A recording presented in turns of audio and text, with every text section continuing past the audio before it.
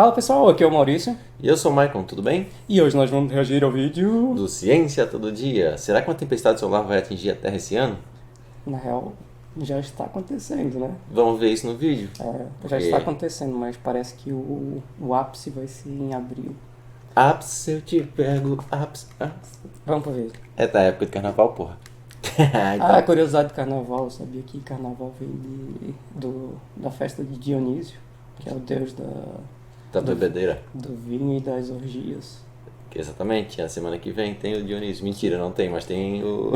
Tem o vídeo, a gente vai deixar aqui na aba, aqui.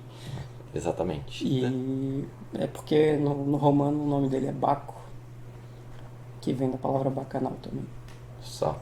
Mas isso é para outro vídeo. Uma que já curiosidade de passou. carnaval. Sim, exatamente. Bora para a tempestade solar. Se você estivesse olhando para o Sol no dia 1º de setembro de 1859, Você atividade ficaria não cego. chamaria sua atenção. Ele estava no final de um ciclo que durou uma década, bem no seu período de maior atividade. E por um misto de sorte e destino, um astrônomo chamado Richard Carrington estava observando a superfície da nossa estrela quando de repente ela explodiu. Em um piscar de olhos, uma coluna de plasma maior do que a Terra se desprendeu do Sol, jogando partículas altamente energéticas para o espaço, se movendo a milhares de quilômetros por segundo. 17 horas e 40 minutos depois, essas partículas chegaram na Terra e causaram a maior tempestade geomagnética. Cada curvinha daquelas ali é um campo magnético parecido da Terra, só que a Terra só tem um que vai de um ponto ao outro. Sim, E o loucura. do Sol tem 1 bilhão de bagunçado assim. Sim. E daí quando ele estoura, um desses campos magnéticos é onde ele espelha essas radiações. Sim. magnética já registrada na história. Quando as partículas do Sol chegaram na Terra, a maioria prótons e elétrons se movendo a altíssimas velocidades, o efeito delas no campo magnético do nosso planeta foi notável. As auroras Parecia um mais Kamehameha. intensas já observadas na história fizeram a Dá noite pra ficar ver a iluminada. aurora boreal Elas daqui, puderam na ser real. observadas até em São Paulo, que é muito longe dos polos. Existem registros de pessoas usando as luzes das auroras nas ruas de cidades grandes para lerem jornais. Mas embora as auroras fossem devia lindas ser e massa. chamassem a atenção, Doido. o verdadeiro efeito era invisível. As partículas carregadas do Sol eram canalizadas pelo campo magnético da Terra, que mudava a todo momento como resposta. No chão, essa mudança de campo magnético induzia correntes elétricas em qualquer coisa que pudesse conduzir elétrons. Na época, a humanidade ainda estava na infância da eletricidade, mas nós podemos ter uma ideia dos impactos observando as histórias dos operadores de telégrafos. A mais gritante é dos operadores da linha que ligava Boston a Portland. Por favor, desligue a sua bateria por 15 minutos. Tudo bem, estamos conectadas. As minhas também. Estamos trabalhando apenas com a corrente das auroras. Como está a qualidade? Melhor do que com as baterias ligadas. As comunicações entre os dois operadores continuaram por 2 horas sem estarem ligadas a baterias. Em outras regiões, as linhas de telégrafo simplesmente pararam de funcionar, dando choques elétricos nos operadores e fazendo as torres de transmissão soltarem faíscas. Essa tempestade ficou Ia conhecida dar como muita o merda Evento agora. Carrington. E se ela acontecesse novamente hoje em dia, muitos pesquisadores concordam que toda a nossa estrutura tecnológica se acabaria. E para piorar, esse ano nós estamos novamente no período de atividade máxima solar, exatamente como em 1859. Notícias circulam em todas as redes sociais e algumas delas até afirmam que um novo evento Carrington vai acontecer esse ano. Um muito novo difícil. desespero surge e o medo de voltarmos a um estágio de civilização pré-tecnologia abala até os mais esperançosos. Mas o quão realista é essa ideia? Só avisando que essas camisetas que eu uso nos vídeos estão com frete grátis para todo o Brasil, só que é por tempo limitado. Só clicar na descrição. De volta ao vídeo. Sempre que você ouvir falar tempestade solar, é importante entender exatamente do que nós estamos falando. Provavelmente os dois tipos mais famosos de tempestade solar são as erupções solares e as ejeções de massa coronal. Essa que é E perigosa. para entender como elas acontecem, você pode pensar no Sol como uma bola cabeluda. O cabelo que você vê na imagem é uma representação das linhas de campo magnético da nossa estrela. Essas linhas estão sempre andando e mudando de lugar. O Sol é um lugar bem movimentado. Uma erupção solar acontece quando a superfície do Sol acumula energia magnética e então libera ela rapidamente. O que nós vemos aqui da Terra é um flash de radiação eletromagnética. E é bastante comum, mas nem sempre é o caso, que essas erupções sejam acompanhadas de ejeções de massa coronal, que é quando uma linha intensa de campo magnético é ejetada do Sol junto com plasma, formado por partículas carregadas. Essas partículas, que são basicamente prótons e elétrons, são lançadas para o espaço com velocidades altíssimas, chegando a alcançar 3.000 km por segundo. E são essas ejeções de massa coronal que são as responsáveis pela maior parte das tempestades geomagnéticas e auroras, como a que aconteceu em 1859.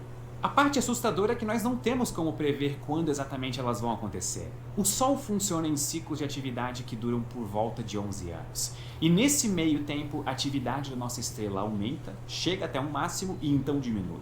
Nós podemos ter uma ideia de em que ponto nós estamos no ciclo olhando para a quantidade de manchas solares na superfície do Sol. Quanto mais manchas, mais ativo o Sol está. E como esperado, as erupções solares são mais frequentes durante períodos em que A parada louca é que essas manchas são pontos frios do Sol. a atividade solar é maior. Frio. Nos períodos de máxima atividade, erupções comparado solares à chegam a superfície acontecer geral, todos os dias. E nos períodos de baixa atividade, acontece cerca de uma por semana. Mas nós não entendemos a dinâmica solar bem o suficiente para conseguir prever quando exatamente os mínimos e máximos vão ser atingidos. Nós só sabemos que os ciclos duram em média 11 anos, baseado em mais de um século de observações. E nós estamos agora no que nós imaginamos ser o pico do ciclo atual. Se eu fosse vocês, eu até me inscrevi aqui no canal depois dessa. Ia me ajudar bastante. Tá, mas o que exatamente vai acontecer com a Terra se ela for atingida por uma ejeção de massa coronal? As partículas ejetadas pelo Sol são as mesmas que compõem a nossa estrela, ou seja, plasma.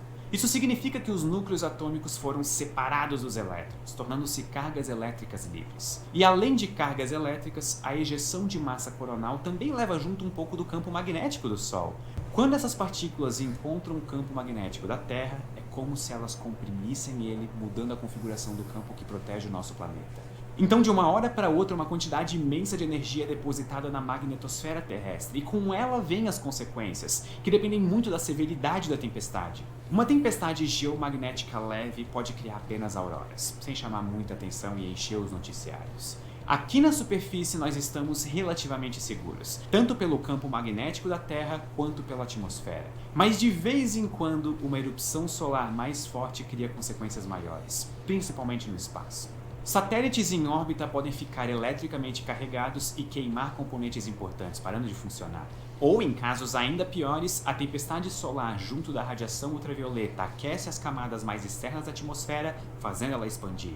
De uma hora para outra, satélites são afetados por mais arrasto da atmosfera, podendo até tirar eles de órbita. E esse foi um dos motivos que fizeram a Skylab, que foi a primeira estação espacial americana, reentrar na atmosfera da Terra mais rápido do que o previsto, encerrando o programa que mais tarde deu lugar à Estação Espacial Internacional. Foi o que aconteceu também em fevereiro de 2022, com 40 satélites da Starlink que recém tinham sido colocados em órbita. Eles não conseguiram vencer o arrasto da atmosfera e reentraram na Terra.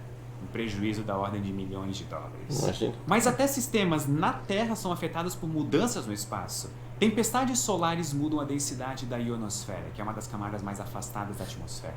Diversos dos nossos sistemas de comunicação usam ela para refletir sinais de rádio e alcançar longas distâncias. Quando ela é perturbada, os sinais variam inconstantemente e a comunicação é perdida.